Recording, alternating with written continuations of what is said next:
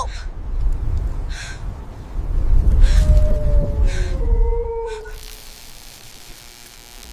2026 সাল।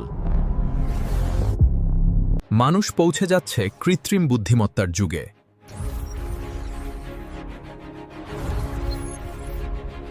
মুহূর্তেই বদলে যাচ্ছে পৃথিবী।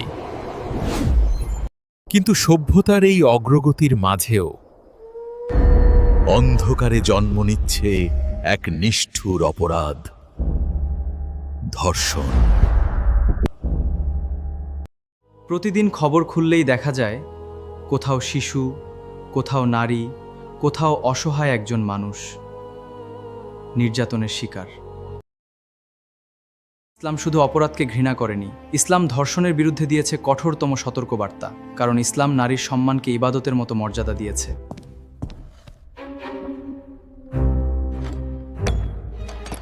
ইসলামী শরীয়তে ধর্ষণ শুধু একটি অপরাধ নয়, এটি জুলুম, এটি মানবতার বিরুদ্ধে যুদ্ধ।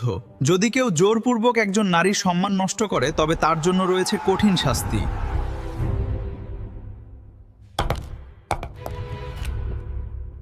ইসলামে ব্যভিচারের শাস্তি অত্যন্ত কঠোর, আর ধর্ষণ তার থেকেও জঘন্য অপরাধ, কারণ এখানে শুধু পাপ নয়, একজন মানুষের জীবন ধ্বংস করা হয়।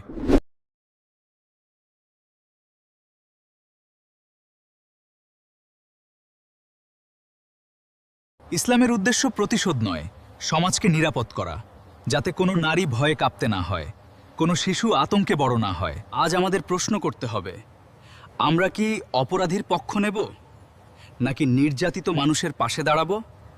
চুপ থাকা মানে অপরাধকে শক্তিশালী করা। ধর্ষকের কোনো পরিচয় নেই, সে শুধু অপরাধী।